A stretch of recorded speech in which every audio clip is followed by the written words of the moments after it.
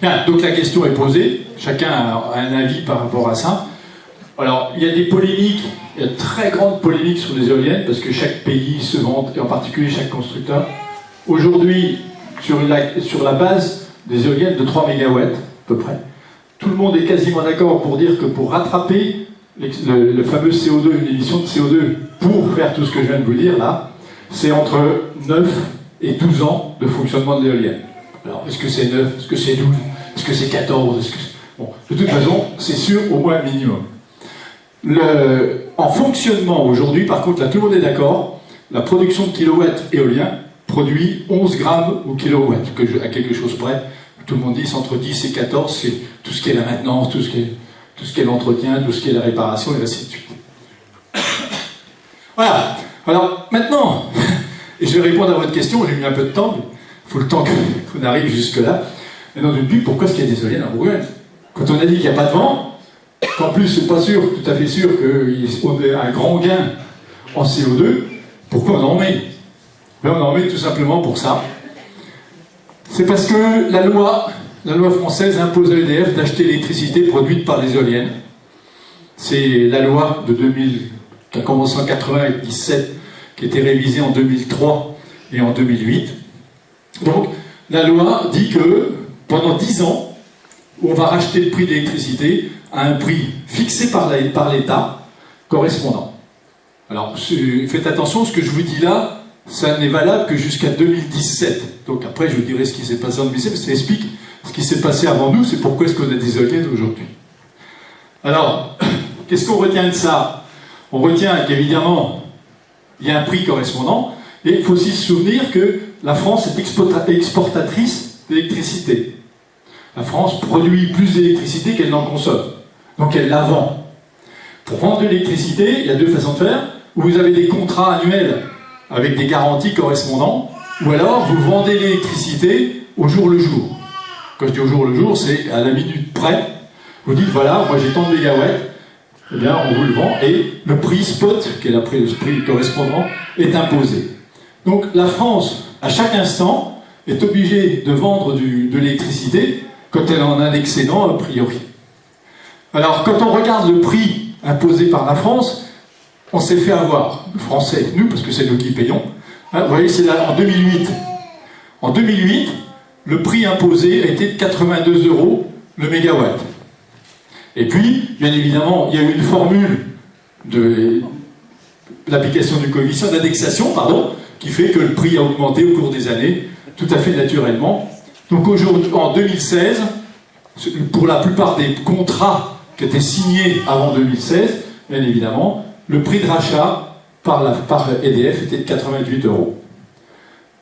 Mais en parallèle, il faut vendre. Alors combien on a vendu? Ben, on a vendu en moyenne sur l'année à ce prix-là. Voilà.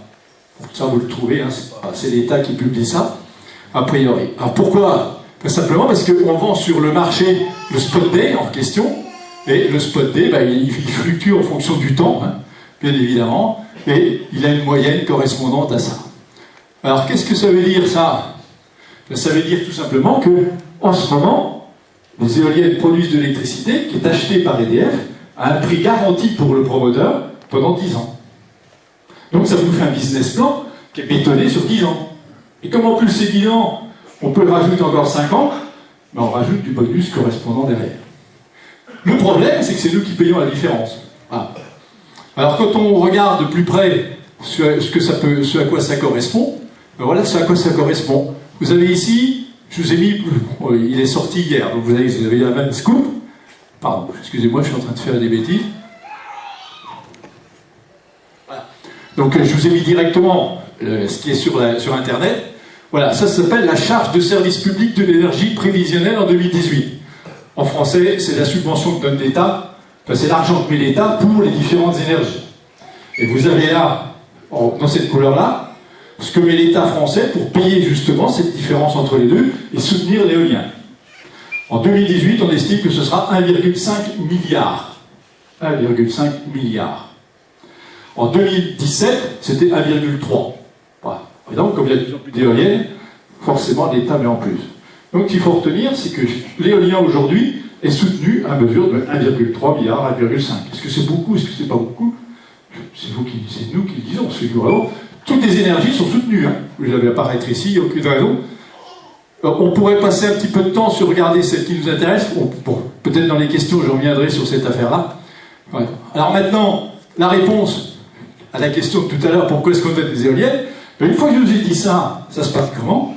Eh bien, ça veut dire que si vous installez une éolienne de 3 MW dans la commune de Vallée, avec un facteur de 0,21, facteur de charge dont je vous parlais tout à l'heure, elle va fonctionner sur l'année 365 jours de 24 heures, avec un coefficient de 0,21, donc elle va produire 5518 MWh par an. 5518 MWh par an, voilà. Bon, c'est une valeur moyenne, bien évidemment. Sauf que ce chiffre-là, il faut le multiplier par le 88 dont je parlais tout à l'heure. Ça veut dire qu'une éolienne de 3 MW a comme recette de la vente, simplement recette de vente, 500 000 euros par an. Voilà. Donc, si j'ai un business plan qui fait des lois positifs, ben je vais mettre des éoliennes. C'est totalement évident. Donc on comprend pourquoi il y a beaucoup de promoteurs, pourquoi ils se battent pour mettre des éoliennes, parce que, voilà, ça représente ça. Alors aujourd'hui, investir pour installer une éolienne à la louche, c'est quand on parle des éoliennes, des promoteurs, ils vous disent 1,4. Quand on va regarder de près, c'est plutôt près de 1 million. C'est 1 million par mégawatt. Donc, si vous installez 3 MW, ça vous fait 3 millions, toutes charges comprises d'installation. Et 500 000 de revenus tous les ans. Bon, chacun prend ce qu'il pense, a priori. Voilà. Donc, la raison peut probablement être financière. Pourquoi est-ce qu'on a des temps de promoteurs? Parce qu'évidemment, c'est des business plans qui ne sont pas inintéressants. Je ne vais pas parler de ça parce que j'ai sauté, excusez-moi. Donc, je passe tout ça.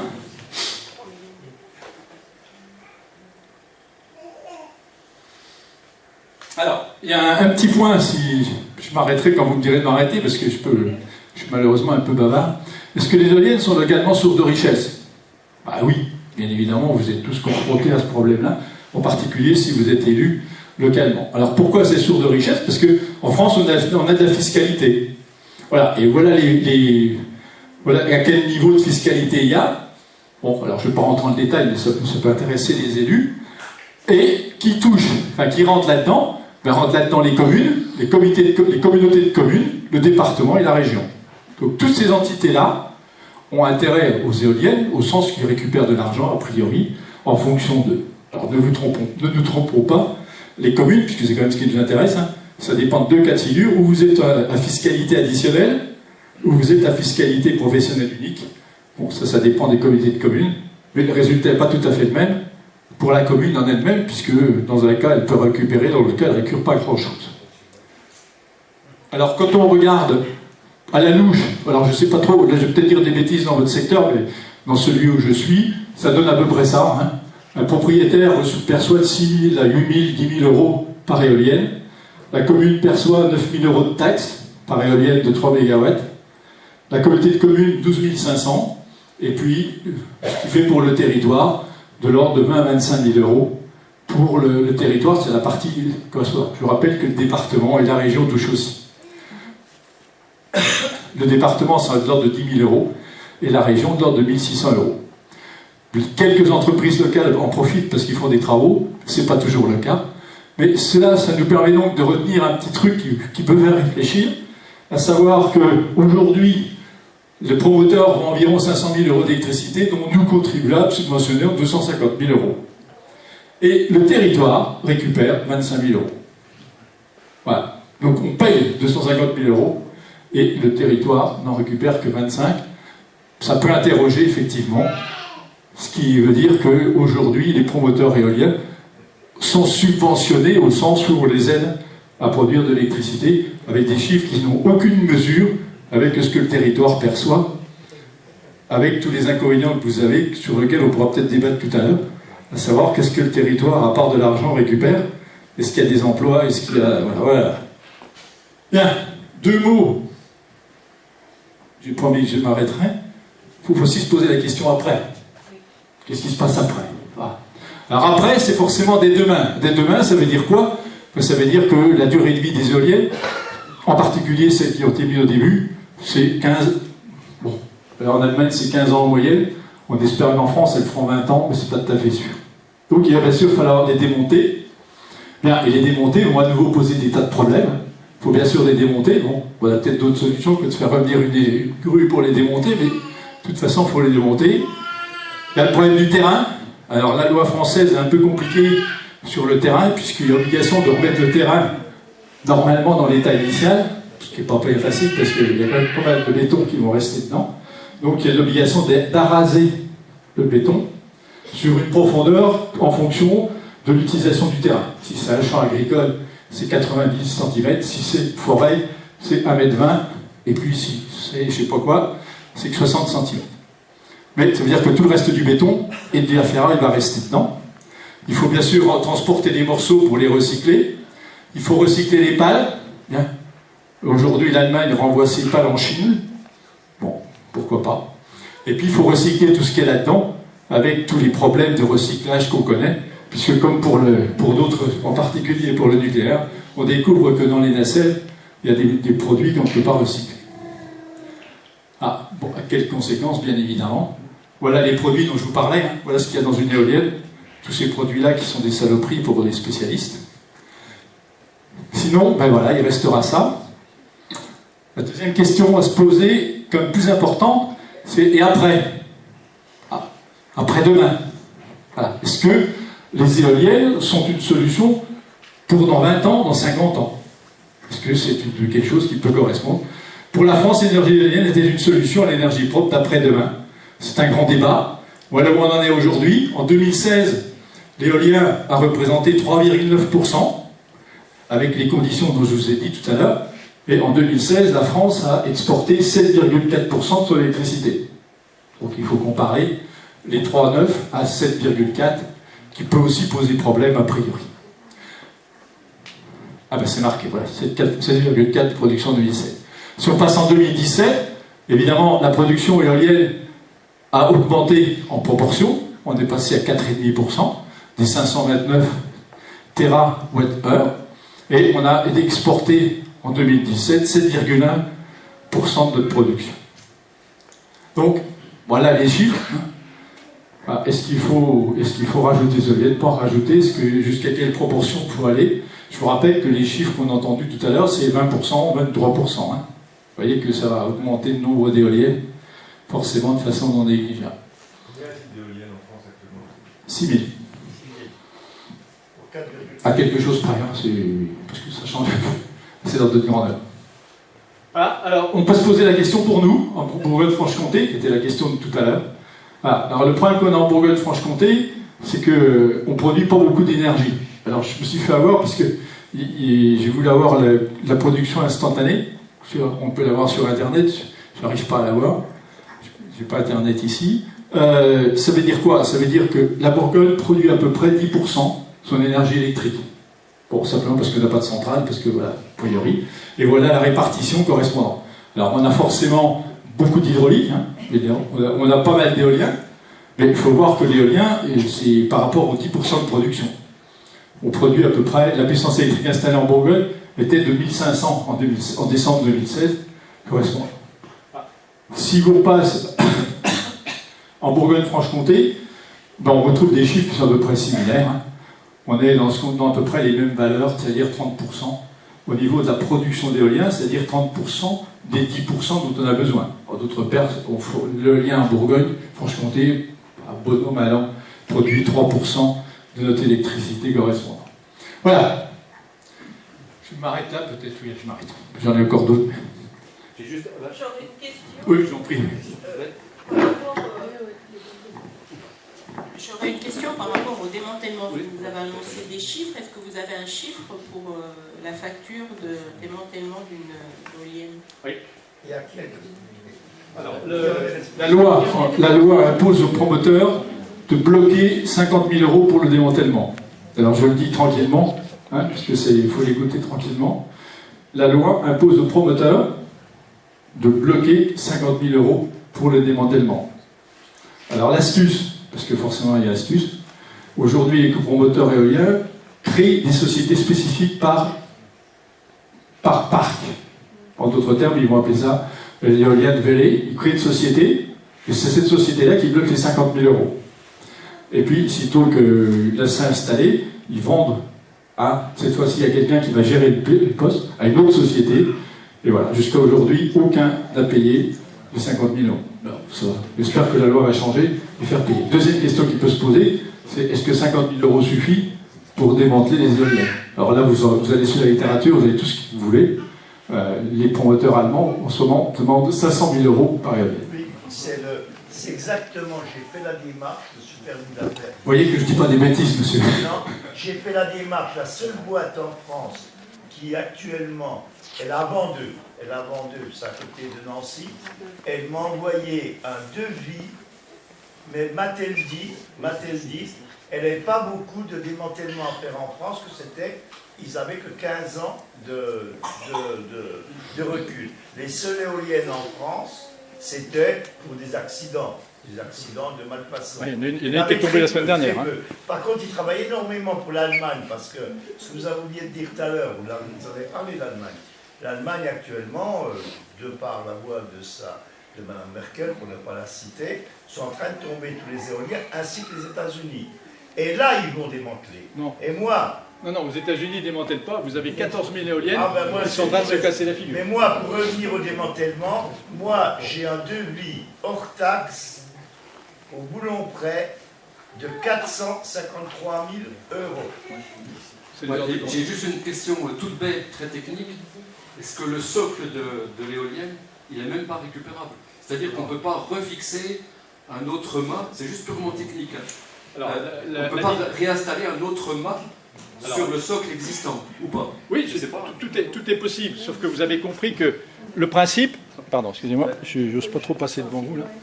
Voilà, je vais gagner ça. Voilà. Vous avez vu, Ce qui nous arrive, c'est que les éoliennes sont de plus en plus grandes. Alors ça veut dire quoi? Ça veut dire que entre le moment où vous la démontez, c'est passé 20 ans. L'éolienne, elle faisait 70 mètres quand elle était créée, maintenant vous en mettez de 240 mètres. Donc de toute façon, la masse de béton est insuffisante et le mât n'est pas récupérable. Donc ils préfèrent recreuser à côté, comme c'est arrivé, plutôt que de remettre un mât sur l'éolienne correspondante, sur le mât correspondant. Alors une question, vous qui avez l'air... Il y a madame... pardon, excusez-moi.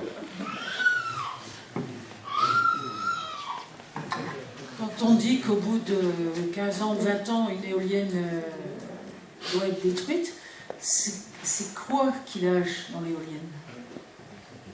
Alors, il y a deux Point sensible sur les éoliennes, c'est les axes, les paliers correspondants. Donc il y a de l'usure standard correspondant. Puis alors le deuxième point, c'est ce que je viens de vous dire ici, c'est qu'au bout des 10 ans et des 15 ans, il faut reprendre un contrat. Et comme vous avez eu un contrat pendant 15 ans à prix imposé, après il ne s'est plus de prix imposé. Donc vous vous mettez sur le marché. Donc votre éolienne n'est plus rentable. Donc c'est la mort programmée, non pas parce qu'elle ne va plus fonctionner du tout, elle est programmée parce qu'elle n'est plus rentable pour le promoteur. C'est aussi simple que ça. C'est comme ça que toutes les éoliennes en Allemagne s'arrêtent, parce qu'elles ne sont plus rentables par rapport à la vente d'électricité correspondante. Et aux États-Unis, c'est encore pire parce que le pétrole, avec le pétrole de schiste, le prix est gringolé. Donc c'est super. Bon, maintenant, mécaniquement, quand on les calcule, on les calcule pour 20 ans, je le dis. Donc c'est programmé aussi. Oui, alors vous qui avez l'air de bien connaître les différentes énergies, c'est quoi la solution que vous proposez? Puisque, je veux dire, il est bien de critiquer, mais alors, je veux dire, qu'est-ce qu'on fait demain? Qu'est-ce que vous proposez comme solution? Pas d'éoliennes, pas de... Voilà, qu'est-ce que vous... je veux dire quand même, alors, vous avez l'air de dire que les éoliennes, c'est pas bien. Je veux dire, vous avez l'air... Alors, vous concluez ce que vous voulez, sauf que les chiffres sont les suivants. Ça veut dire quoi? Ça veut dire que ça dépend de l'objectif que vous avez. Moi, je ne vous l'ai pas dit, mais j'habite un joli village qui s'appelle Les Poisses, c'est celui où il y a le fromage, donc c'est un beau film. Donc évidemment, on voit apparaître des éoliennes, et la question qui est posée, c'est quelle est la plus-value pour ma région, pour mon territoire, des éoliennes? Quelle est la plus-value pour moi? Moi, Les Poisses. Pas d'emploi, des nuisances, de toute façon, Philippe de Macron, on n'y peut rien. Donc ça pose un vrai problème. quel intérêt de mettre une éolienne? Alors on peut dire, ben, on met une éolienne parce qu'on sauve la planète. Ça, il faut accepter qu'il y ait ça. Si maintenant on m'explique que l'éolienne, c'est pas tout à fait sauver la planète parce que, au point de vue CO2, quel objectif, c'est pas si bon que ça, elle est capable de faire ça que pendant 2-3 ans, je réfléchis un tout petit peu. Et deuxième point, et là je reviens un peu de question, c'est, attention, ça me coûte quand même 1,3 milliard par an, 1,5 milliard, 1,3 milliard. La Cour des comptes vient d'écrire en février, je peux être foutu de vérifier, nous sortez de chiffres, que ça coûte, les énergies renouvelables nous ont déjà coûté à la France 130 milliards. Bon, c'est la Cour des comptes, je ne suis pas allé voir. Mais ça veut dire que de toute façon, il y a beaucoup d'argent. Alors maintenant, une fois que j'ai dit ça, je me dis, mais attendez, est-ce que nos territoires ne sont pas suffisamment riches en énergie? Moi, je suis fils de paysan. Il y a un scandale pour moi. Mes parents, mes frères, ils plantent du blé, ils plantent de l'herbe, ça bouffe du carbone. Sauf qu'ils n'ont pas le droit de récupérer la taxe carbone. Quand ils ont fini de moissonner, ils vont vous semer du trèfle, ils vont vous semer du soja, qui va piquer du carbone. On ne le paye pas. Et si on faisait ça, ça donnerait des emplois a priori. Deuxièmement, deuxième point, dans notre région, il y a forcément la biomasse. Là, l'éolien, c'est 1,3 milliard. La biomasse, c'est 600 millions. Pour toute l'Europe. Que se passe-t-il? Après, dernier point. Ici, si on veut faire quelque chose, s'il y avait une solution miracle, a priori, là, je sors de l'exposé, c'est sur miracle, on la connaîtrait. Donc aujourd'hui, techniquement, on est bloqué. Technologiquement, on est planté. L'éolienne, vous avez vu, on est à 21%. Hein, il y a une loi de Carnot que tout le monde connaît. Hein. De toute façon, on est au bout du rouleau. C'est comme les moteurs thermiques. On arrive au maximum de rendement. Une fois qu'on est au bout, il ne se passe plus rien. Donc il faut une rupture technologique. Pour qu'il y ait une rupture technologique, il faut que les chercheurs nous trouvent quelque chose. Aujourd'hui dans le monde, il y a 4 ou 5 pistes pour avoir de l'énergie de façon importante. Sauf qu'il n'y a pas d'argent suffisant pour faire. Sauf 2 Américains qui le financent à peu près a priori, ce qui veut dire qu'on va passer. Donc on peut se poser la question, et là je vous rejoins, est-ce qu'il ne faut pas mieux mettre 1,3 milliard dans la recherche française pour trouver une solution au nucléaire plutôt que de le mettre dans l'éolien? C'est une bonne question. Et pour notre territoire, ça peut être aussi une bonne question.